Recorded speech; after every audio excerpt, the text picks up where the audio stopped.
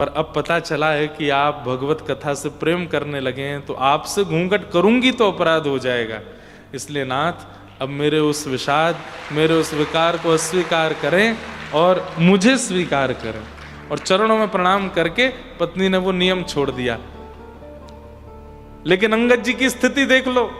अंगद जी आके क्या बोले, देवी लेकिन अब पहले जैसे तुम्हारे रूप को देखने की मेरी इच्छा नहीं बची। अब कथा सुनकर के नेत्र श्याम सुंदर को देखना चाहते।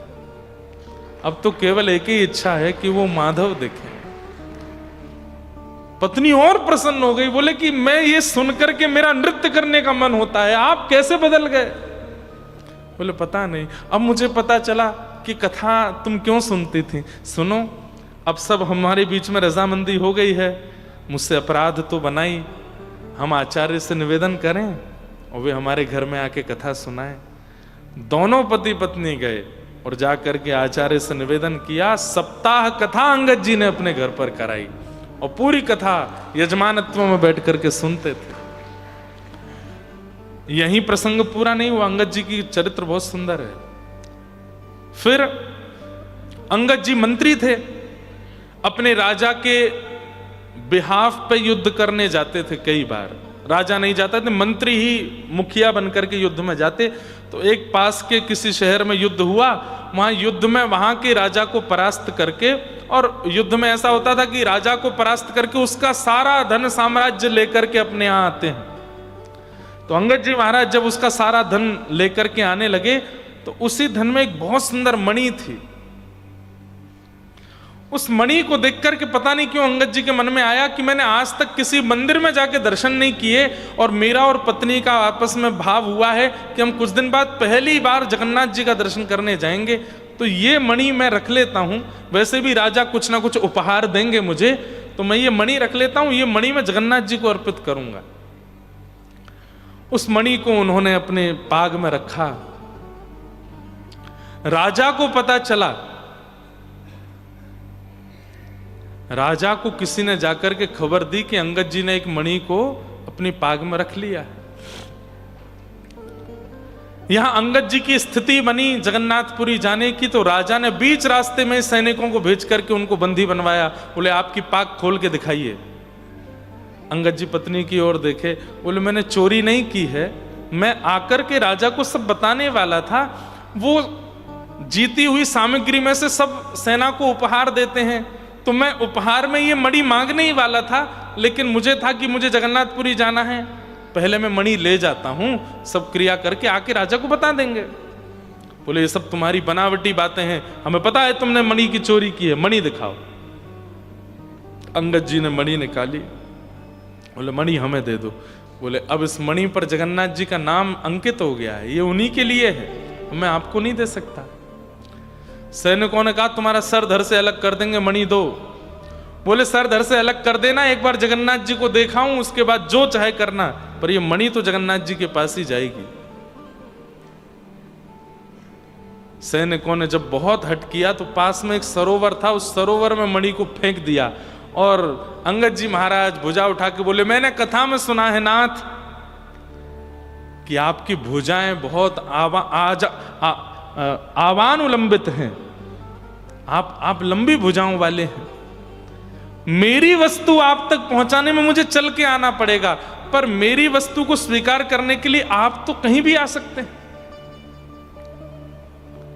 कर्मा की खिचड़ी खाने आप राजस्थान पहुंच जाते थे, तो मेरी मणि लेने के लिए इस जलाशय में आ जाइए नाथ, ये मणि मैं यहीं से अंकित करता हूं, क्योंकि मैं शरीर से आपके पास नहीं पहुंच पाऊंगा। मणि को खोजने के लिए सब लोग कुंड में कूद गए, पूरा जल सुखवा दिया कुंड का, लेकिन मणि नहीं मिली। राजा ने पूछा अंगद जी मणि कहां है? बोले कि जिनकी थी उनके पास चली गई।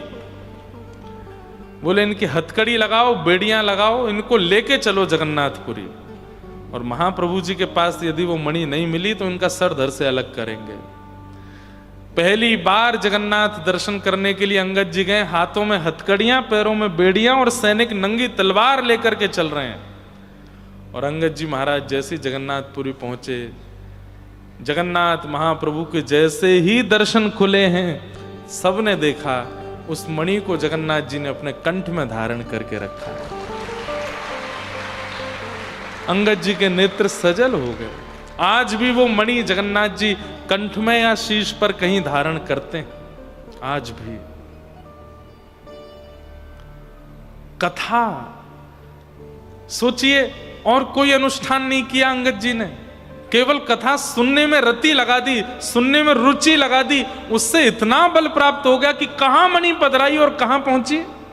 और जगन्नाथ महाप्रभु ने कैसी कृपा करके अंगद जी को दर्शन दिया। वही बात यहां पर आचार्य चरण कह रहे हैं, विश्वक्सेन कथा सुयः। सत्संग के प्रति, कथा के प्रति यदि आपकी रति है, आपकी रुचि है, तो आपके नाथ आपसे प्रसन्न हैं, इस बात का प्रमाण है। लेकिन सत्संग में ही आपको बेचैनी हो रही है, मन उच्चाटित होता है, जाने का मन होता है, आलस्य आता है, तो आप जितने भी क्रम कर रहे हो, ठाकुर जी उससे प्रसन्न नहीं हैं, ठाकुर जी उससे राजी नहीं हैं। हरि के गुण सुना करो।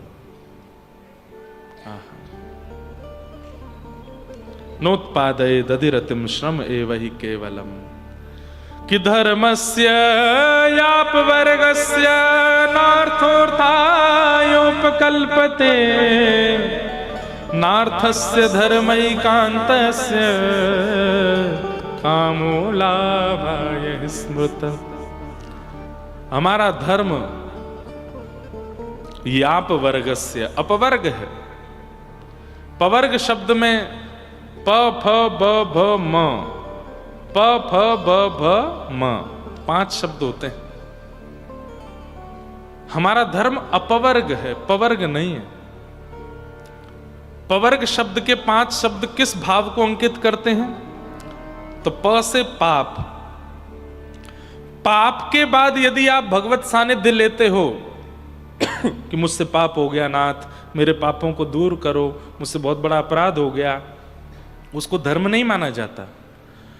पाप में पढ़कर के भगवत आराधन करना, प्रायश्चित के लिए ही करना, लेकिन वह भी धर्म नहीं है। आप प्रायश्चित के लिए भगवान का भजन कर रहे हो।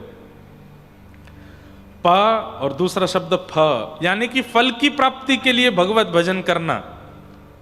मुझे ये प्राप्त हो, ये प्राप्त हो, ये प्राप्त हो, इसके लिए हे हनुमान जी मैं आपकी आराधना करता हूँ, हे देवी मैया मैं आपको ये निवेदित करता हूँ, हे बालकृष्ण प्रभु आपको ये अर्पित करता हूँ। फल की प्राप्ति के लिए किया गया भजन भी धार्मिक भजन, वो धर्म के अंतर्गत नहीं आता। आप फल ले रहे हो भजन करके, स्वार्थ है वहां पर। मेरी आज्ञा से